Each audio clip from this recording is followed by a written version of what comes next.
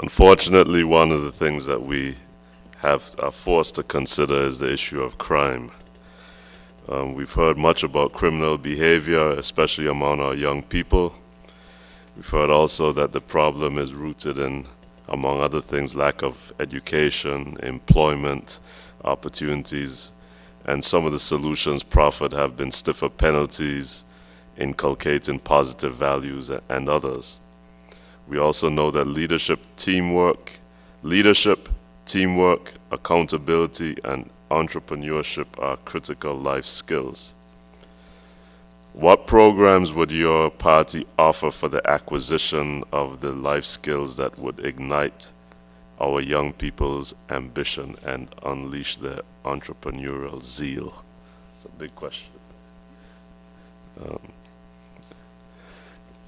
You first, Dr. Smith.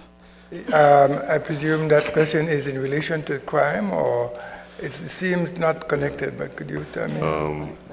It is a creative juxtaposition, but yes, it is connected. I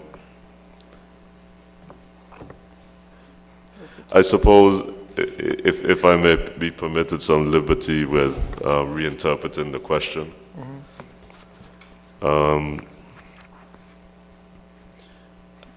How are we going to get our young people to unleash their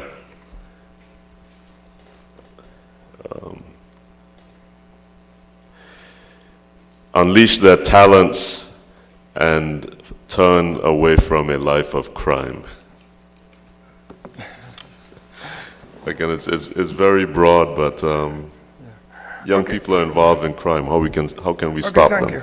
Yeah, I think what we're speaking about is maybe something preventive aspect of the whole issue of crime, and I can start in the schools.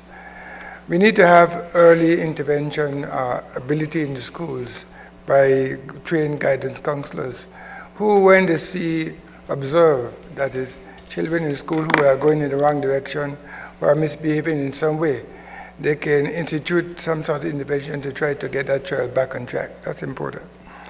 The other thing, once a child, even at that level or even out of school, we already have these mentorship programs which are in place, and I think that they work effective, and we need to expand and increase on those mentorship programs.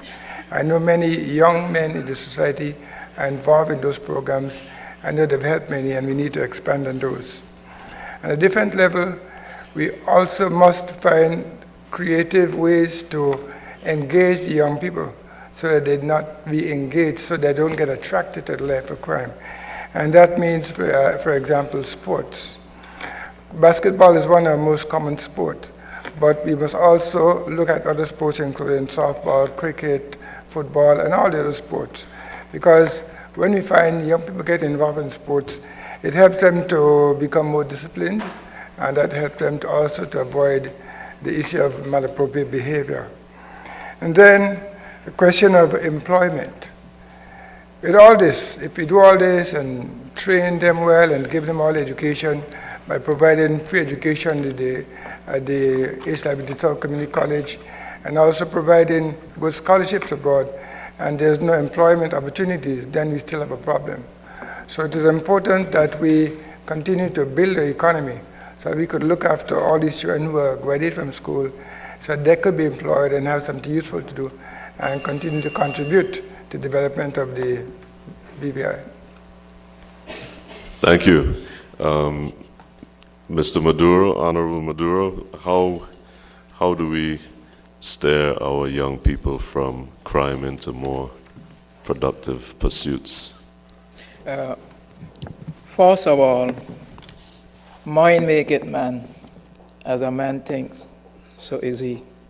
So you have to train the children from in the home to create good habits. It has to begin at the home. And when they go to school, they have to be engaged in certain activities and so on, the social life with the other schoolmates and all these things, find out what they like and so on and whatnot. You can give them incentives sometimes as giving them little odd jobs to do so they could begin to own their own money. Show them how to use it, and so on. But one of the greatest thing that is causing the young people to go astray nowadays is the government itself. Because the government has implement laws that when you correct your child, they call it child abuse. The child could call the police at any time, and then you could be in a lot of trouble. So we have to actually think on the terms of the child, as I say, what it would like to do, find something for it to do. In our day coming up, we had to tend the cattle, we had to bring water, we had to sweep the yard, we had to wash the dishes, and so on. We had, nowadays they're trying a switch to get light, we had to clean a lamp. We all had something to do. They turn a faucet, they get water. We had to go to the well for water. The children need to be occupied. Because even though we were occupied, when we get together, we did our wickedness. You see? So you need to have them occupied. You need to give them a good social life. Yes. Natalio Wheatley. Yes, crime is really an unacceptable behavior. But that behavior is informed by values.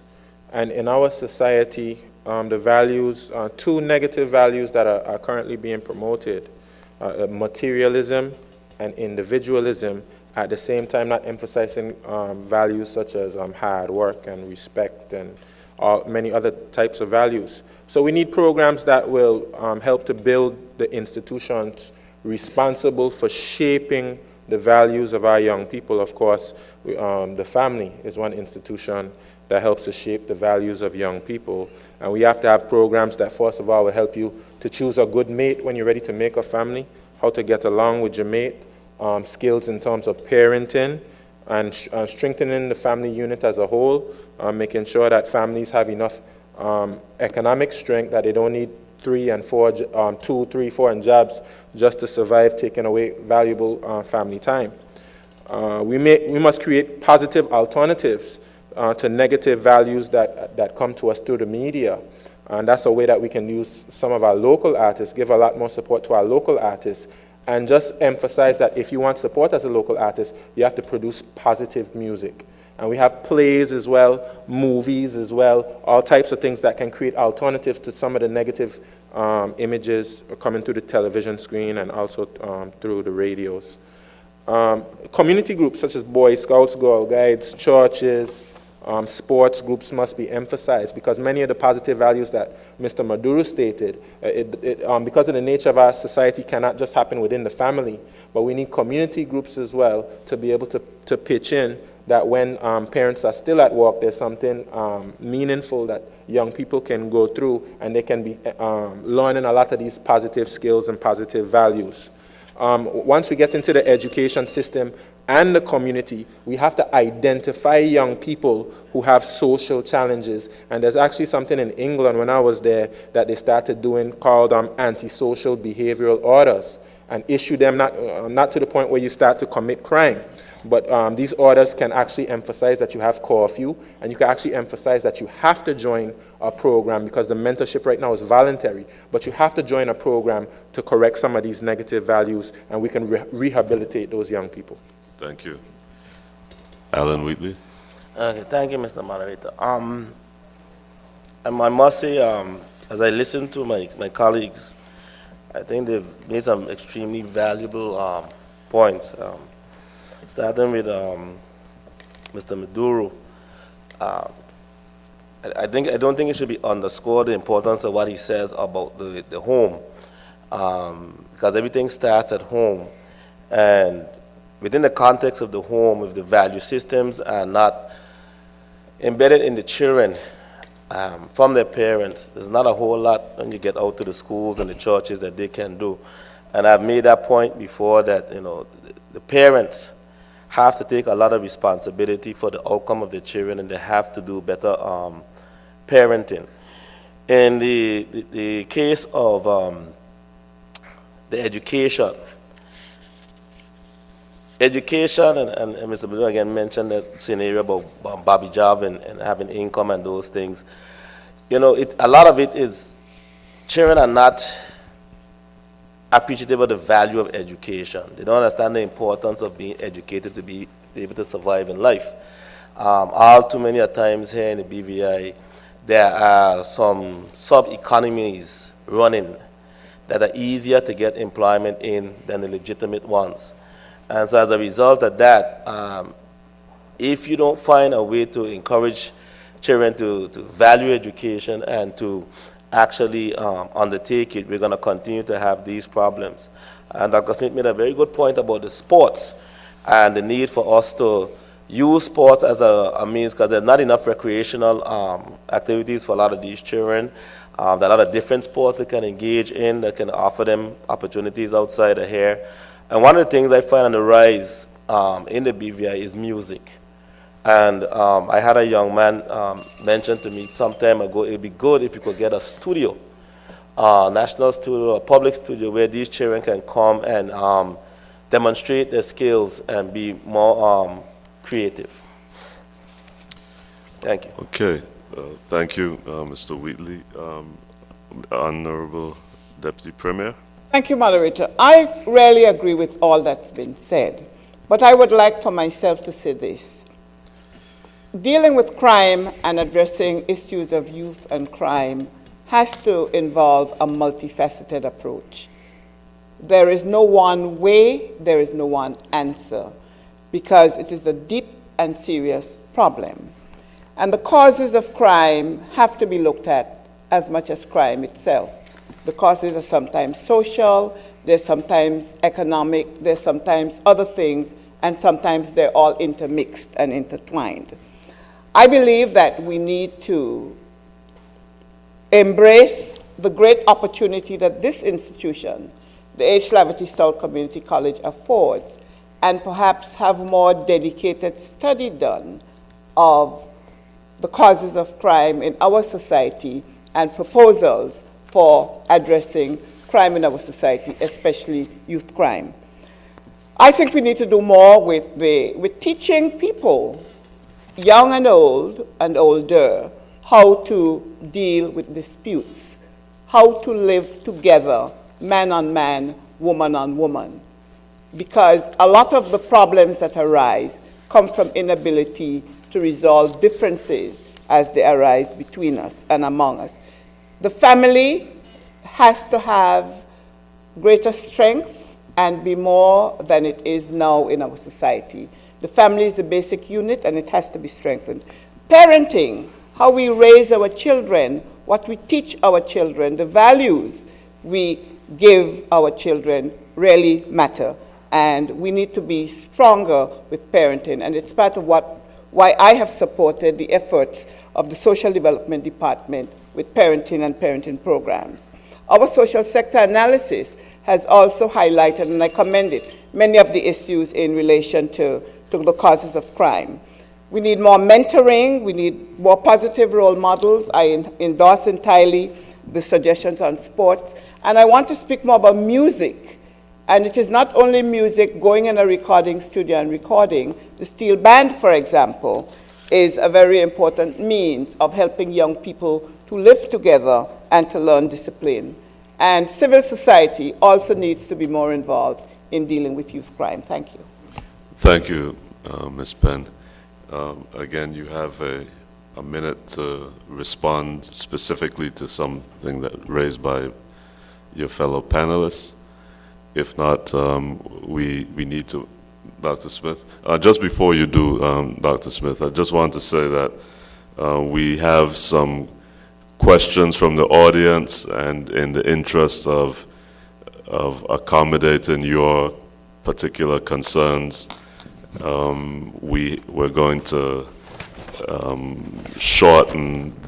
we've shortened the list of the questions that we had prepared. So you will have a chance to have your questions directed to the panel. Sorry about that, Dr. Smith. Please go ahead. Thank you. I'd like to underscore the importance of the family as far as children are concerned and the way in which they're brought up.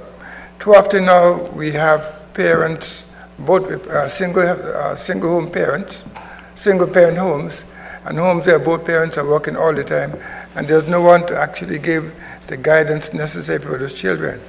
In these instances, the afternoon or after-school programs which government has initiated in many areas and which need to be expanded would be a useful addition to helping to make sure that those children are guided in the proper direction. I also like to mention the churches. The churches play a vital role.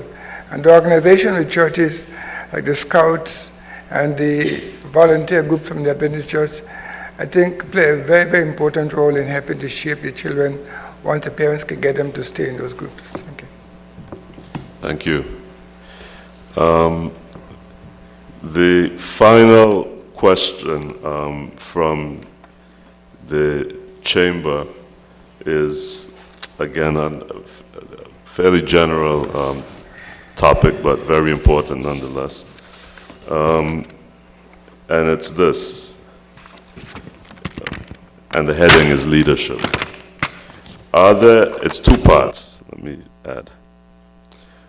Are there any steps that your party believes should be taken to improve governance and accountability by elected officials?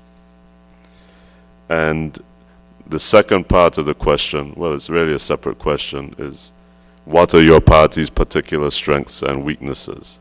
So first, again, what should be done to improve governance and accountability by elected officials, and what are the strengths and weaknesses of your party?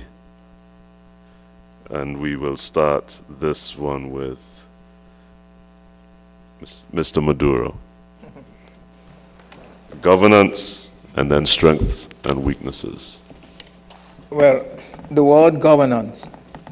One of our problems here in our political system is that we need laws to actually control the party system, which is also control the discipline of the politicians. That's the number one thing that we need here. Another thing, again, is what we call is a power struggle. That's one of our major problems, again, here in our politics. The politicians are not concerned really about, well, say some of them then, because I have to be very careful, and some of them, they're not concerned in what they can do for the country. They are concerned in what they can get for themselves. This housing allowance is one, you know. So we have to put these laws in place. Some time ago, we mentioned it to the United Kingdom, and they said that instead of putting it in the Constitution, it should be done locally. But we know the politicians here make nothing to govern themselves, so I guess we'll go on and on and on, and we'll never be able to, you know. So you need also the input from the public, and this can only be done through real organized party system, not the kind that we have as it stands right now, where we, as I said, we have this struggle within and so on. We got to look at the country as a whole and actually bring the people in, discuss with the people, and so on. We must respect the views of the people. Thank you. Mr. Wheatley, Natalia Wheatley. Okay, you got to be careful when you say Mr. Wheatley. Governance and accountability. Firstly, I'd say the type of representation the People's Patriotic Alliance would bring to the House of Assembly is that we would have regular meetings with our constituents, because when you speak about accountability, it's accountability to who? Accountable to who? You have to be accountable to your constituents, which means that you have to meet with them regularly, and you have to see what their concerns are, and then you have to publicly state goals that you'll be held accountable to, so that the next meeting time, you have to report how much you have actually accomplished. I think we get away with that sometimes because we don't meet with constituents on a regular basis, and we don't get regular reports about what is happening. I think we also have to give the people the ability. Right now, it's just legislators. The people need the ability to be able to call a referendum, whatever particular percentage of people that would be required, or a reasonable percentage of people to be required to be called a referendum on a government. I think that would greatly help democracy in this territory. We have to pass anti-corruption legislation in terms of good governance. We have to have clear criteria for things like awarding contracts, awarding jobs. Everybody know what the criteria is. People are actually privy to whatever tendering process in terms of awarding contracts and so on and so forth. And we need freedom of information. We need to pass that legislation that speaks to freedom of information, and that greatly helps transparency and accountability and good governance. The strengths of our party is that we're not just speaking about a lot of this stuff, we're actually going to do it. We're going to bring fresh change. It's not just going to be we say what needs to be said to be elected, but we're going to come in there and we have the energy, we have the exuberance, we have the passion and the commitment to make all these things we're speaking about a reality, so we don't have to speak about them 4 years from now. Thank you. Mr. Wheatley? Okay, thank you, Mr. Speaker. Sorry. So, moderator, that was not intentional.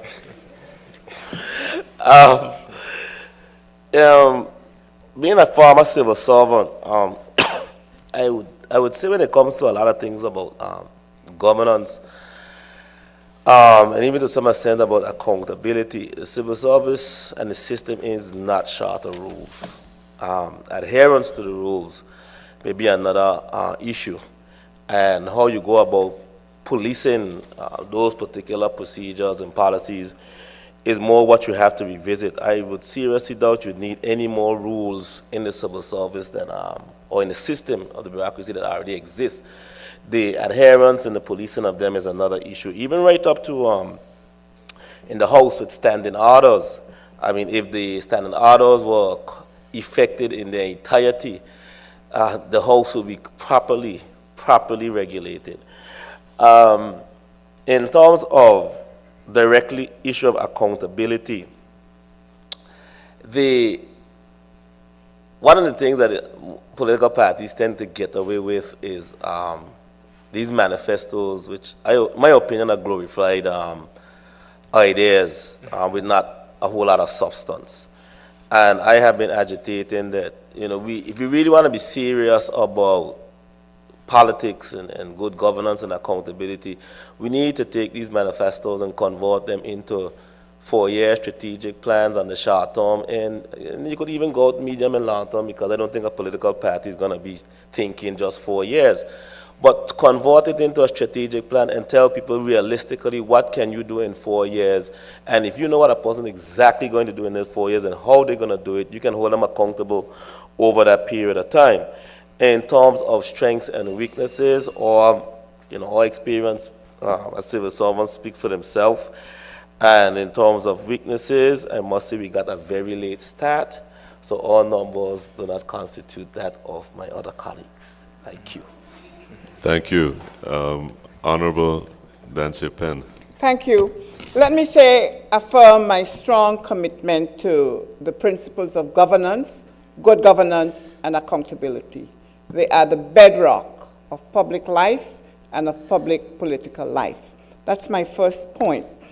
I would like to say that I too believe that although there are many measures in place, both under the Constitution and under individual pieces of legislation for governance and accountability, there is room for strengthening those, both the Constitution and the laws, and there needs also to be improvement in the enforcement and application of those provisions on a regular basis.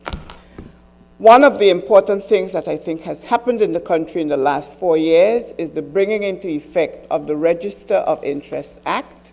That act was passed under the administration of the Honorable Dr. Smith. It was brought into force by the present administration. Although it had been passed, it was not brought into effect.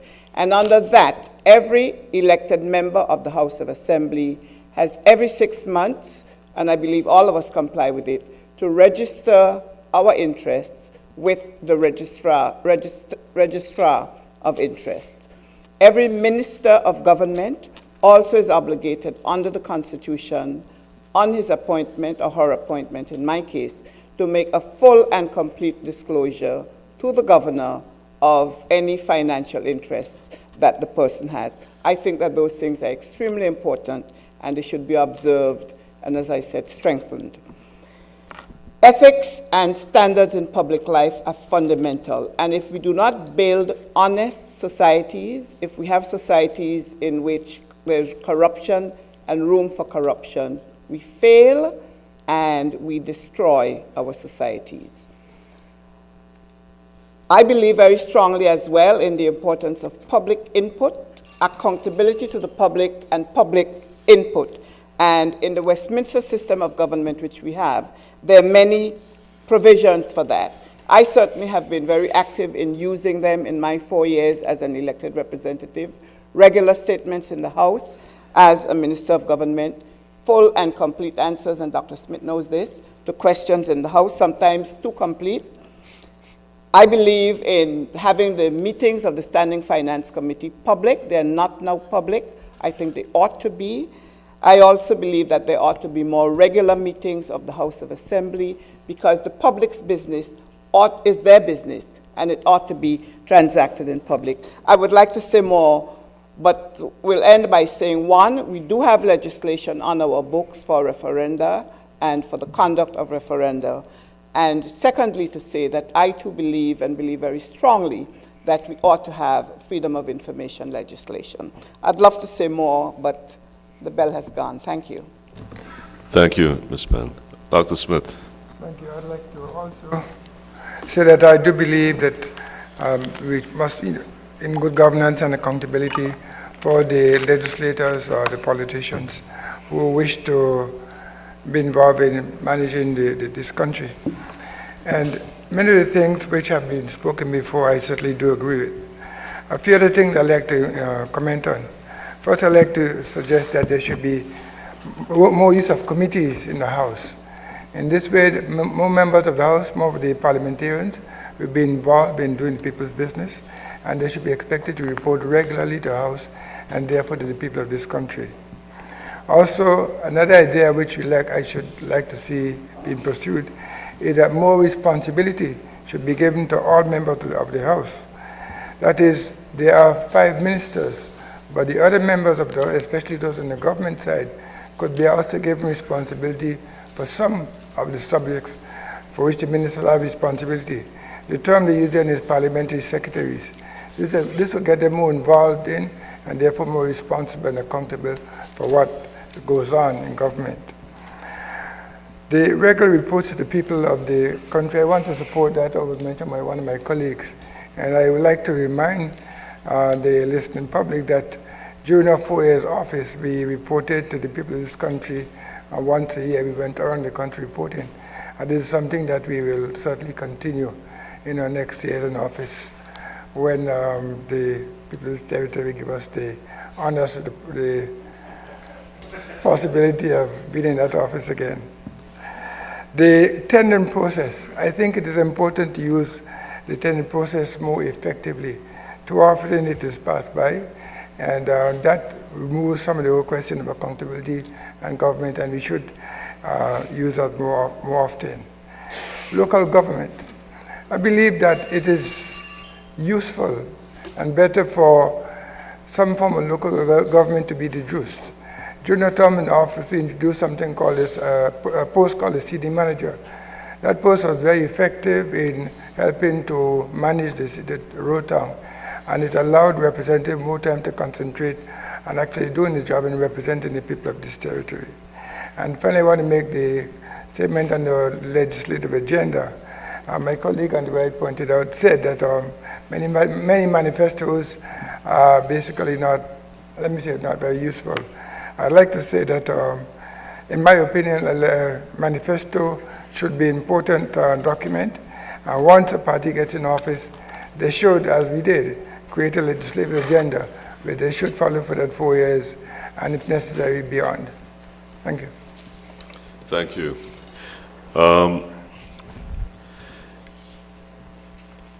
We're going to have a slight departure from the order, which I will advise after we conclude this section. Are there any responses to any of the answers given? And if so, again, remember you're on the clock. 1 minute. Natalia Wheatley first, please. Just very short. I mean, just to clarify, I know that there's legislation for the calling of referenda, but the government is the one with the power to call the referenda. So I'm advocating for giving the people, you know, the ability to be able to call a referendum if necessary through whatever means that our creative minds can devise. Okay. I think the Deputy Premier indicated first, Dr. Smith, then you. Just for a very quick point, firstly to say I entirely agree that the tendering process needs to be more transparent and open. And I would like to inform the audience that the present government for many, many months had sought processes to reform the tendering process. It is only recently, because the wheels grind very slowly, and it is only in the last few months that those proposals were finally brought before the Cabinet and approved by the Cabinet for the improvement of the tendering process. First point. Secondly, in relation to the legislative agenda, what the present government did on its election to office in 2007 is to have its manifesto, which the people accepted by their vote, approved by the Cabinet as the program of the government for the 4 years, and that document was also laid on the table in the House of Assembly and therefore went through all of the constitutional processes. I finally wanted to say, I'll cut off, commissions of inquiry are very important, and I believe we need to modernize our commission of inquiry legislation. I was going to go on to talk about the speech from the throne, but I yield. Thank you. Thank you. Dr. Smith? Thank you. Since my colleague mentioned the speech for the throne, I'd like to say that that is one of the areas in which the government, the elected government, can report to the people of this territory, and a manner in which we have reported the people's territory during the 4 years in office. I'd like to also reference the referendum, and just to say that there is the provision for the people of the territory to ask for a referendum. There are certain numbers of signatures that must be had, but the provision is there. Thank you. Thank you very much, panelists.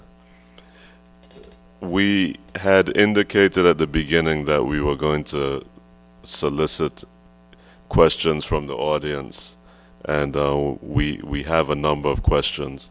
However, the hour is really getting late, and I think we would effectively be starting over if we were to begin that process. So I am using the power of the moderator's chair to change things up, and this is how I propose to deal with your input as a matter of expediency.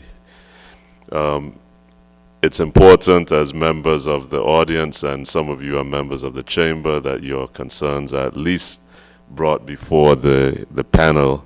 And so, panelists, I'm afraid that we don't have the time to allow you to respond, but I think you should at least hear what the audience has asked, so that when you hit the campaign trail, you can address some of these concerns. And I'm reading them in no particular order. Can the BVI partner with entrepreneur, supporter Richard Branson's Virgin Companies? His social development company Virgin Unite supports young entrepreneurs worldwide. He has an entrepreneur training school in South Africa. Could a branch be opened here? That's a question for your consideration. Give us your plan on increasing tourists to the BVI, your views on more cruise ship passengers in an 11 months instead of 6-month season, I think he meant to go on to say. Would government back microloans for small businesses? Here's a comment and a question. The appearance of the territory, particularly Tortola, is less than desirable and looks unkempt and uncared for. What would you do to improve beautification of the BVI, in particular roadsides, broken fences, private and public, derelict vehicles, unkempt green spaces, etc., etc.?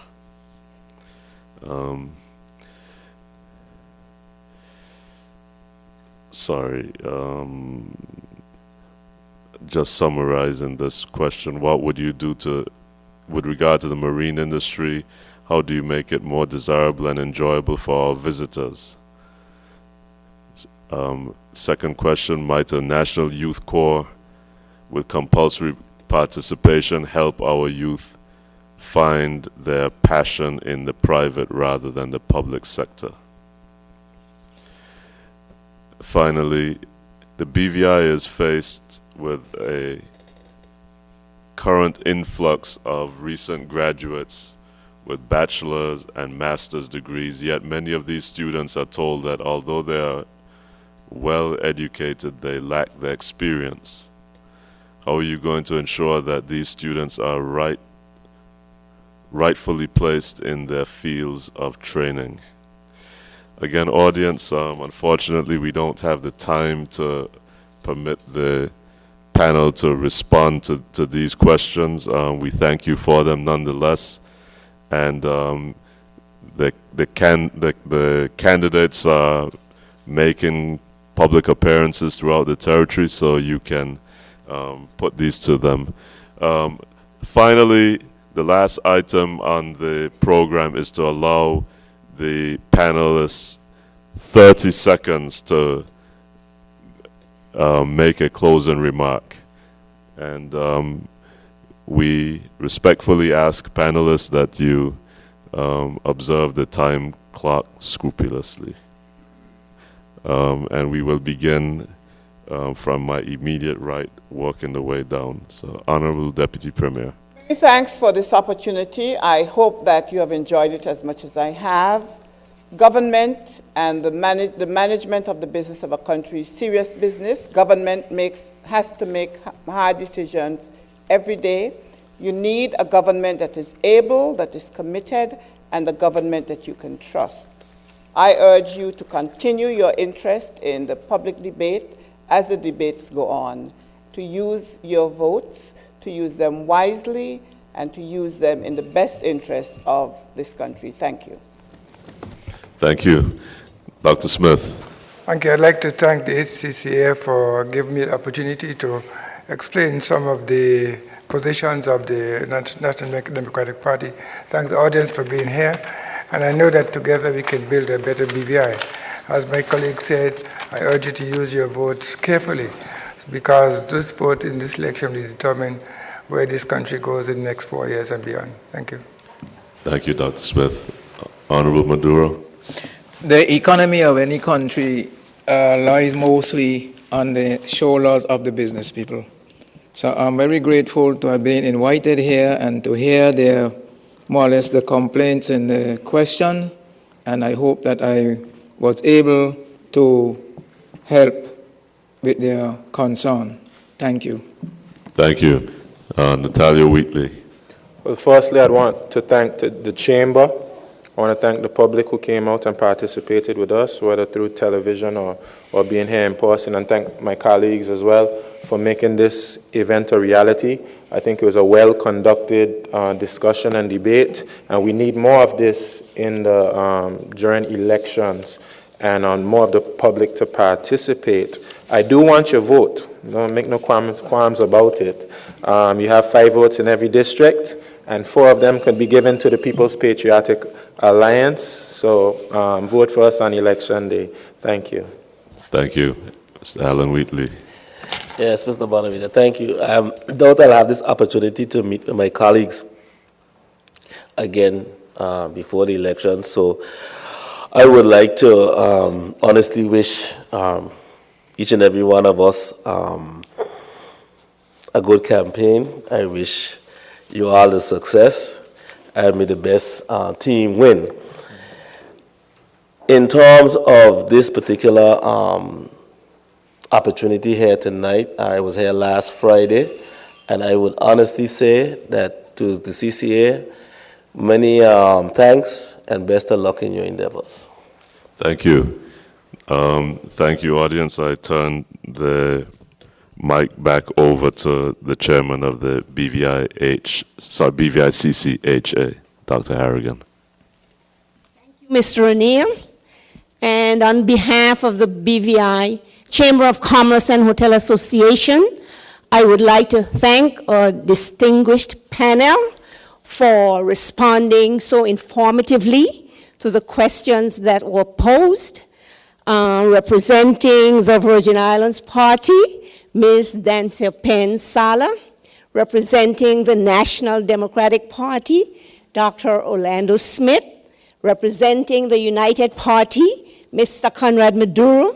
Representing the People's Patriotic Alliance, Mr. Natalia Whitley. And representing the Party of the People, Mr. Alan Whitley. Let's give them a round of applause.